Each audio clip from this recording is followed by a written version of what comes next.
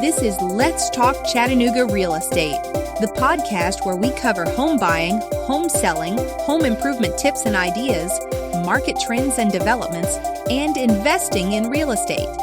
If you own real estate in the Chattanooga, Tennessee area, or want to own real estate here, then you're in the right place.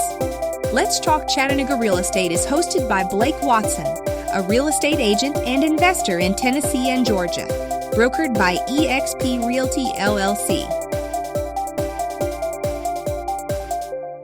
Welcome to the Chattanooga Real Estate Podcast. I'm Blake Watson, a licensed real estate agent brokered by eXp Realty, LLC. And today we have home loan specialists with us from Churchill Mortgage. Welcome to Tina Christein and Jean Redden, the Chattanooga team at Churchill Mortgage. Good to have you. Thanks for having us, Blake. Glad. Morning, Blake. Now, Tina and Jean, you are home loan specialists, right?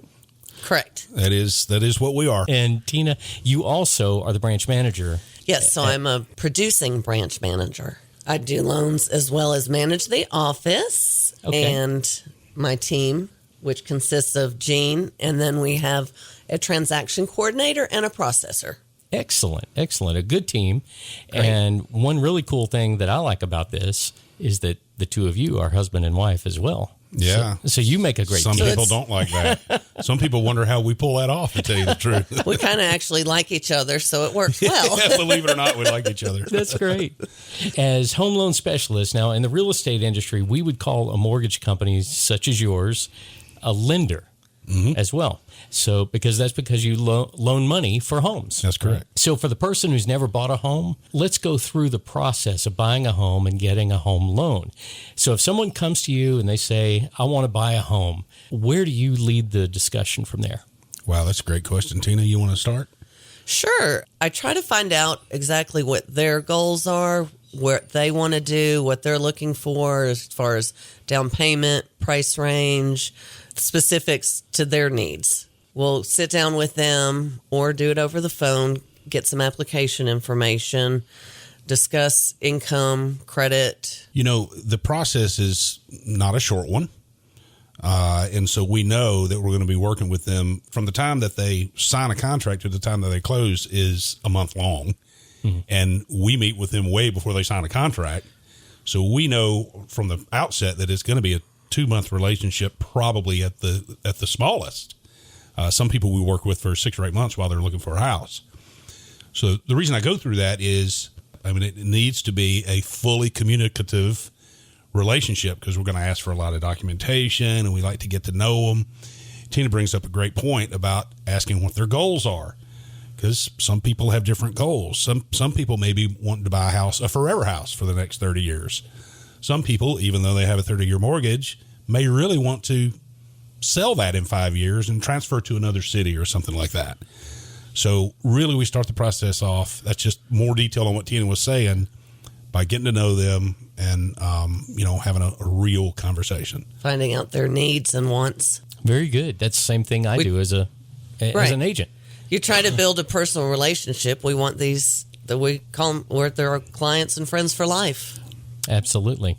So if someone's coming to you and they're just getting started, I guess one of the things that people ask me about, should I go to a bank or should I go to a credit union? I'm in the credit union. I know that there's mortgage companies and mortgage brokers. Can you kind of guide us through some of those and what the differences might be? And you don't have to go into great detail, but I'll give you some high spots and Tina can fill in. Banks typically have a stronger offer to someone who has a depository account with them. A checking account, a savings account. That's right. Yeah, okay. And that's part of what we were talking about before. They already have a working relationship, so they know their banker, right? A lot of times banks, and I'm not trying to pick on banks, but a lot of times they don't have the wide array of loan products that we have to offer. So they may have a mortgage offering of some kind, but they may not have as many as we do. Credit unions, oftentimes, if you have a relationship with your credit union, you use them as a bank, so that's a depository relationship too. Sometimes credit unions can do really well when it comes to what rate they can offer. But for a lender, such as ourselves, we have a wide array of loan products and we can really kind of bob and weave with the changing marketplace, so to speak. Yeah, definitely. Like Jean said, banks are looking for depository accounts. Us as a mortgage lender, we actually sell directly to Fannie Mae, service some of our own loans, and have a variety of products where banks, credit unions, they kind of focus just, on conventional loans or what they want to just hold in-house. So we have all kinds of loan products that we can offer.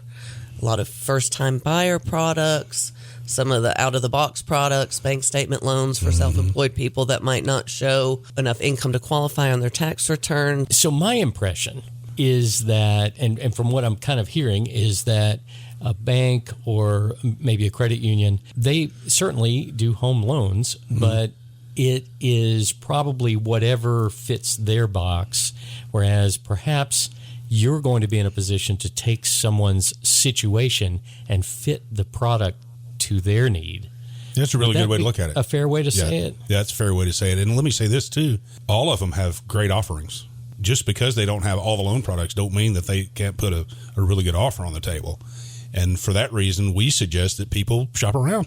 That's another thing about using us. We're available on the evenings, weekends. You go to a bank, credit union, they're working 9 to 5. We're 24/7. So if you have a question, if something comes up at 11 o'clock at night, on the weekend, we're easy to get access to. So I would say, it can happen. Things happen right. in the evenings. So people have questions. People work 9 to 5. They might not be able to meet with you until after hours. So we're willing to do that and do it all the time. A really good point, because as you know, Blake, the time to go kick tires, so to speak, is on Saturday and Sunday. Right. That's when people are shopping for houses. And when they're out there looking at houses and checking their availability, this one over that one, lender questions come up all the time. Well, this one is the purchase price is this much. I've only got this much as a down payment saved up. Should I save up more, or do I not? Maybe I don't need as much as I have saved up. Boy, what a great time to call my lender and find out if that's on a Saturday or Sunday, you're not going to be able to do that with a bank. Right. Or an online service, for instance. Yeah, let's talk about that. So the first one that comes to mind is Rocket Mortgage. Sure. They're the leader 800-pound gorilla. Yeah. So why would someone want to use an online service like that, an online lender, or why would they not want to do that? Well, the easiest answer on why they would want to do that was because people are hit over the head with them every single day, right on TV. You can't turn around without seeing a TV ad for Rocket Mortgage. It's kind of like comparing Rocket Mortgage. Everybody thinks like Zillow. If you look at Zillow, that's the value of my home. It's just because you hear that name and see it so much that you think it's the right thing to do or the right place to look. I have a working relationship with a real estate partner here in town who says when people ask him, I'm thinking about Rocket Mortgage, or I'm dealing with Rocket Mortgage, he'll immediately say, I don't want to do that. You can do whatever you want, but I would rather use a local lender, and I'm going to strongly encourage you to use a local lender, and I can give you some suggestions, but you need to work with a local lender, because I can go over, should I need to, and pound on a local lender's desk to get stuff done. I can't do that if you're online. And it just another maybe little anecdotal mention. We've had clients who maybe are deciding between the two of us get an appraisal quote from someone who's not in town and don't know that appraisals are $600 an hour rather than $400. So they get misquoted on certain things that aren't relative to the local area. That's a very good point. I hadn't thought about that. Someone that's in a distant city is just not going to know this is not the best route to take here. That's right. Whereas you would know that. They don't know the area. We can, again, back to being a home loan specialist, they're behind in a cubicle answering the phones, and they're not putting their personal time and an investment into, again, the relationship. So, like if you're with someone on a Saturday and they are trying to decide between two houses and are looking for what the payment's going to be, who are you going to call? You can't call Rocket and get that person on the phone. You can text me or Gene or call us, and we can, all right, Blake, hang on, we'll get you that payment or get you that pre-approval over, even though it's Saturday or Sunday afternoon. Yeah. No, I'm a strong proponent for local lenders and Right. for dealing with someone that, as you said, Gene, if there's an issue, then I can come knock on your door and we can get it. We can Right. work it out. Right. But really, I mean, we're in the same time zone. We're, there's so many just Absolutely. obvious reasons. We're working in the same city. I can mention a neighborhood, and you know exactly what I'm talking Yep, about. That's right. And Not that's- only that, think about this. Your monthly mortgage payment is going to include taxes and insurance. Well, we have a good feel for what taxes are on lots of different sides of town, so we could whittle that down pretty quickly. If we're talking about home loans, I know we need to talk about interest rates, and I don't need to know necessarily numbers, but is You're not going to get them. are you going to have a better interest rate than the bank, or is someone else? That's the question we want to know, is how do I get the best interest rate? The rates are pretty much what they are. They vary per program. They vary. There's so many factors. It can be almost 60 things that determine what rate you're going to get. They can be loan to value, your debt to income ratio, the product, credit score. That's just a few things. There's so many things that go into it. But really, like, the rates are the rates. We don't dictate what they are. What you're going to see is maybe someone might be offering a little bit lower rate, but you really need to look at your loan estimate to see why they're able to maybe offer a lower rate than another company is, because there's sometimes where there's hidden fees, there's discount points that you're not really talking about. So you really have to read that fine print and look at your loan estimate to see why one company might have a little bit lower rate than the other. I've always understood it to be that it's really, we're all working with the same rate. Right. But we may be able to move something around here or there to make it look a little more attractive. Yes. For whatever reason. And Exactly. and And that's how some people advertise to get people in the door. I mean, I hate to say that. Some of these online companies will have these commercials and say, oh, call us because we have zero closing costs, blah, blah, blah. But nothing is for free, and we all know that. That's right. So That's you're a good paying point. for it somehow. Somehow you're paying for it. Somewhere, you're paying for it in that loan. I mean, I'm just thinking about even a car loan. Yeah. Well, you might see some great payment, Right. but there's a huge down payment. You got to walk in the door with $5,000 cash, Right. and then the payment is Or you're on the hook for 9 years. exactly. Right. That's another thing. Exactly. There's to different determine. variables. I get that. You Yeah. know, lots in your audience probably have heard a buy down, a rate buy down. That's what Tina's alluding to. There are companies that will put a buy down percentage in there, meaning that there's an upfront before you close cost to you that could end up being a percentage of your purchase price. A common one would be one point. Well, 1 point on a $300,000 purchase is $3,000. That's nothing to sneeze at. But that might bring your rate, and again, I'm talking in generalities here, but that might bring your rate from 7.5 to 7 1/8. Right. And some people shop nothing but rate. They have blinders on anything but rate, and that's the last thing that they should do because there's so many other moving parts.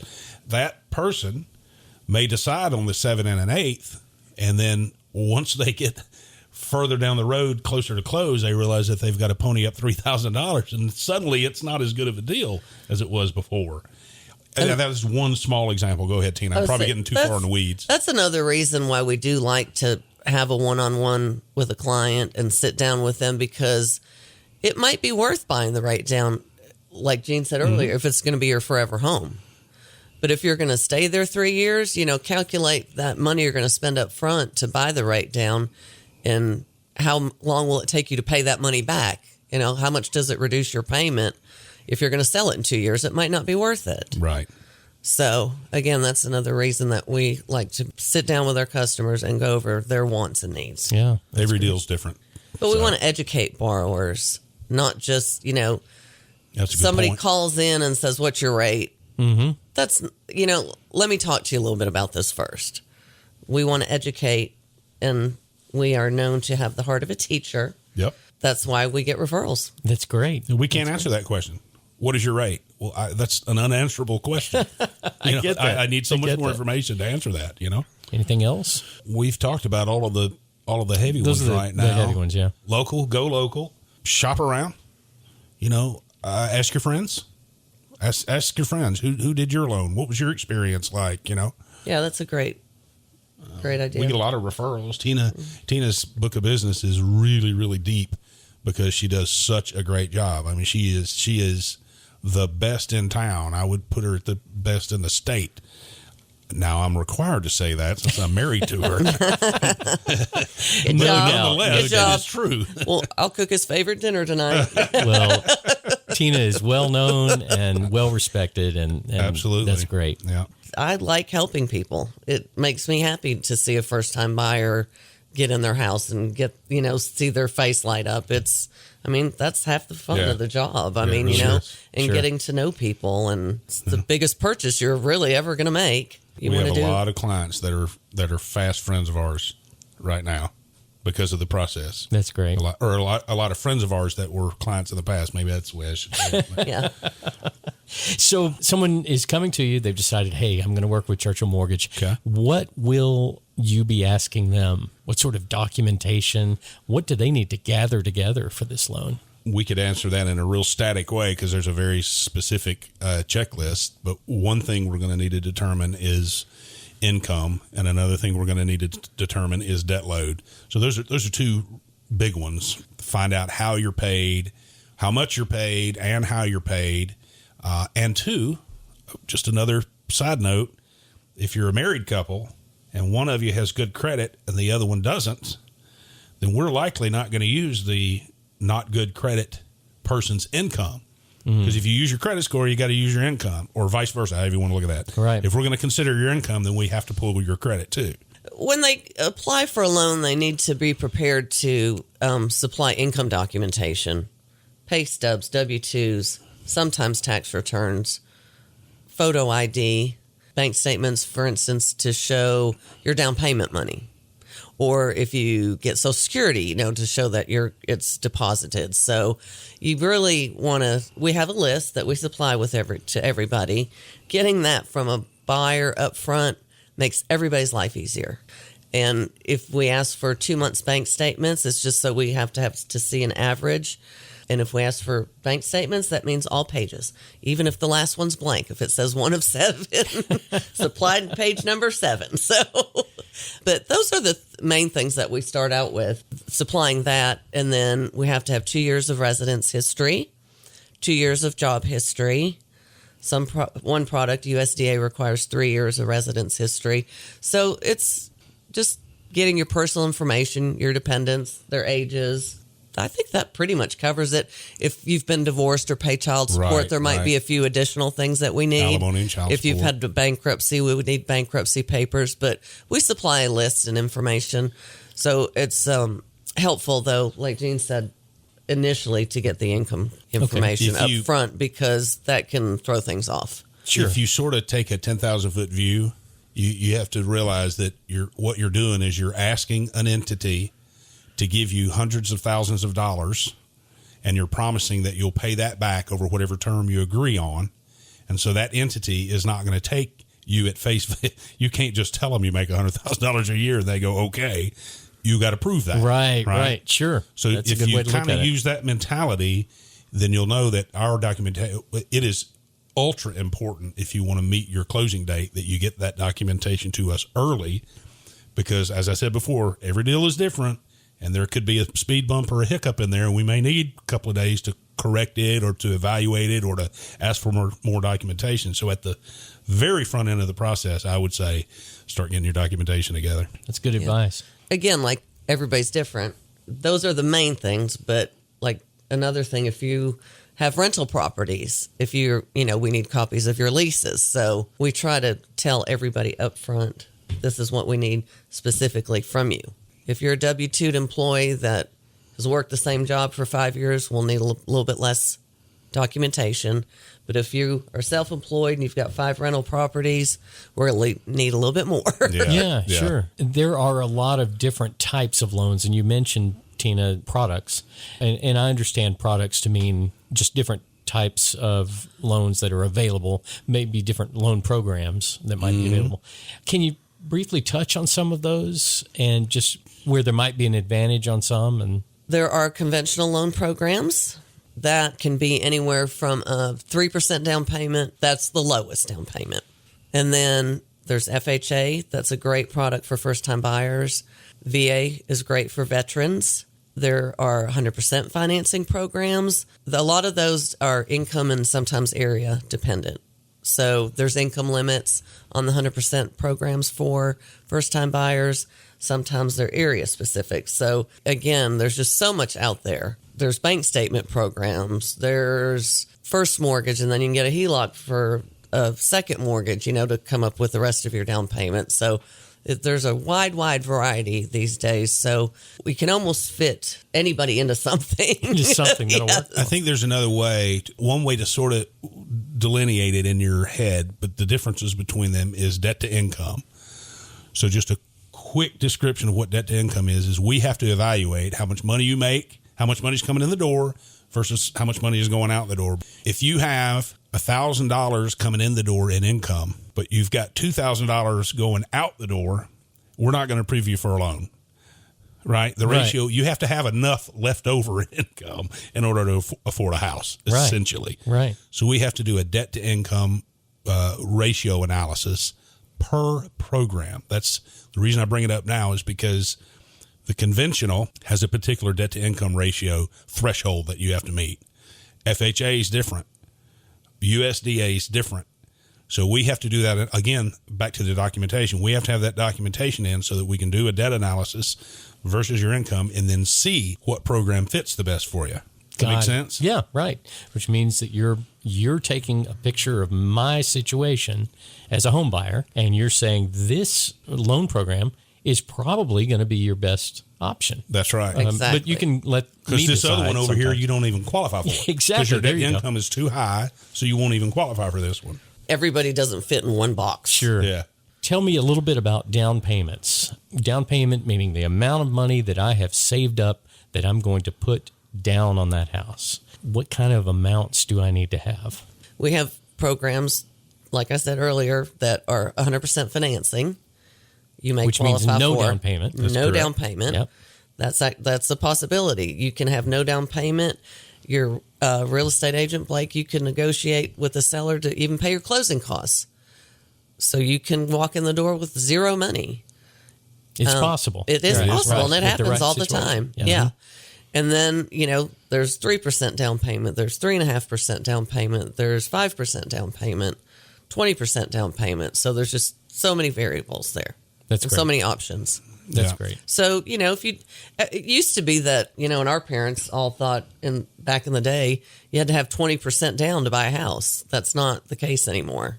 Right. We've got a lot of opportunity to buy houses in different ways, and you offer all of those And programs. become a homeowner. Yeah. Exactly. Rather than paying your landlord's mortgage. Pay your own.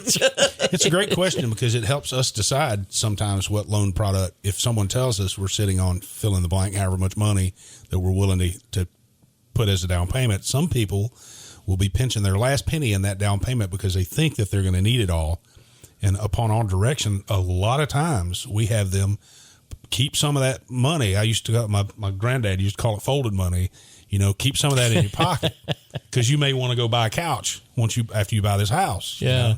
So there's a lot of times when we'll advise people, that's great that you have that, but take this amount and sit on it because we only need this amount for the down payment or many you don't examples have like to that. use it all Right. because there's a lot of stuff you're going to need when you buy a house. You don't realize, I got to fill this fridge up. I got to buy this lawnmower. I have to buy this rake. I mean, Right. that adds up. So I remember when years ago when we moved into our first home, Lee and I had to buy a lot of furniture. yeah. Yeah. You're sitting on the floor Yeah, otherwise. we're sitting on the floor. And do not do that while you're getting a mortgage. Oh, yeah. Good That's another point. thing. Wait till you own the house, Yes. right? And have the keys. Yes. And Yes. We You- remind after people closing. constantly the do's and don'ts Right. while you're buying a house. Right. Do not open any other credit. Do not That's change a right. job. Do not buy a car. That's right. Do not spend the money you have in the bank. It's very important. And we remind people of this often through the process. So, if you get a new job offer and it's a step up and you want to do it, that's great. But please talk to us first So we can make sure that you're not going from a salaried position to a commission position. I mean, that can kill something right Yeah. at the end of the deal. Yeah, that's So great you advice. really, Don't even really- do a job change Yeah. without talking to you Right. about it. And, you know, people don't think about it, you know? I mean, we do the mortgages. They're just, you know, they're not the experts. That's why we try to be the experts. Right. If you found that couch that you just absolutely have, I say go get it after you close.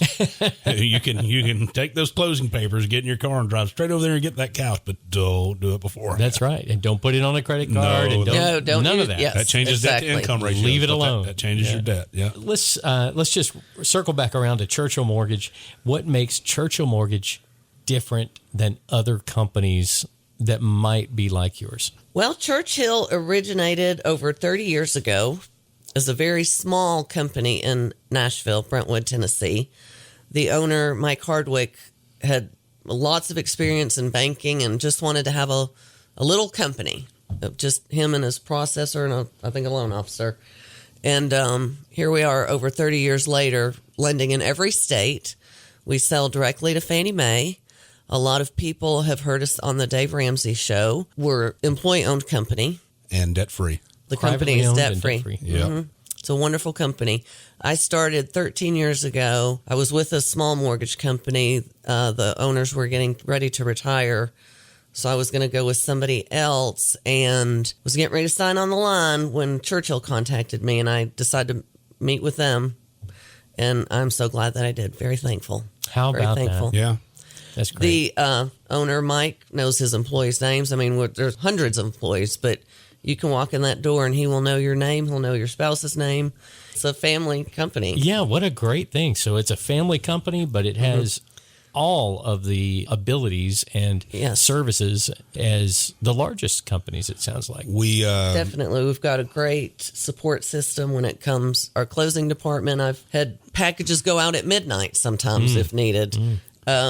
You know, we do lend in different time zones, so we're available. You know, we have closers and underwriters that are available after hours if needed. It's the only mortgage company to have ever been endorsed by Dave Ramsey. By and large, we don't have origination fees. We won't ever charge one unless we need to, because sometimes people do want that lowest interest rate. And sometimes they'll have a competitive quote. Why is theirs 6.5 when yours is 7? I'm pulling that out of the air. It's just Sure. an example. We look at the initial disclosure and hopefully compare them with ours, and then we see, well, they have a $2,500 origination fee charged here. No wonder. We can get to 6.5 too if you pay us $2,500 in origination fee. And a lot of times that has happened. Some of the times that has happened. People say, we like working with you guys. We feel like you're the most honest or the best looking or whatever, you know, so we want to work with you guys, and we do want that 6.5. We say, okay, then we'll charge that origination fee. But by and large, our rule is we don't charge an origination fee from the front end. So that's one reason your question is why work with Churchill. Right. 10, 15 years ago, it was just understood in the business that you were going to pay a 1% origination fee. Right. And from the day Mike opened the business, he was like, Churchill does not do that. Wow. That's a strong principle right there. Wow. Yeah. So if, like Gene said, if you want a lower rate, you might want to take the option of buying down the rate and paying a discount fee. But that's a great thing to compare when you're looking at another. It is. Yeah. Maybe a quote from another lender. We find it most of the time when there's a discrepancy. That's where it is. Most of the time, the other outfit, whoever it is, has charged an origination fee, which has brought down the interest rate. And much of the time, they haven't informed the client that because they're still operating on that 20-year-old paradigm. That's just the way we do it. That's right? just the way we do it, right? Yeah. Well, that's not the way we do it. You know, we do it without an origination fee. So how will one of our listeners today reach out and catch you guys? How will they contact you?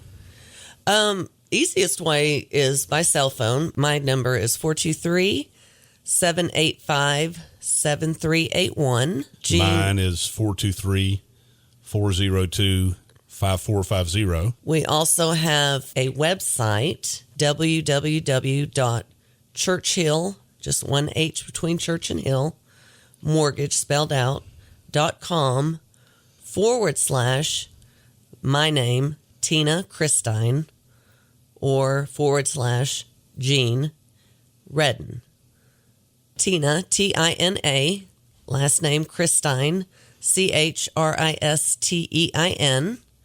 And then mine is Gene, Gene, Redden, Redden. Yeah, but if you'll just be sure and do the /, then it'll come directly to our page. I would say we also have a very secure online application that we can text or email to someone to get the process started if they don't want to come into the office or can't initially. So if it's the weekend, the night, whatever, I can start my application from my home. Blake, you want to buy a house tomorrow and you say, oh my gosh, I have to put this offer in tomorrow, but I got to get a pre-approval letter. We'll just text you or email you the link and you fill it out and it pops right back into our system. Gene and Tina, it's been great having y'all on the show today. Thank you for coming in. Thank you for having us, Blake. Thanks for listening to Let's Talk Chattanooga Real Estate. I'm Blake Watson, real estate agent with eXp Realty, LLC. My mobile phone is 423-315-1815, and my brokerage office phone is 888-519-5113, extension 1241. You can find me on Facebook and LinkedIn as Blake Watson, and on Instagram as Rock and Roll Blake. My website is realestatebyblake.com. Please subscribe to the show and listen next week for more great Chattanooga real estate information.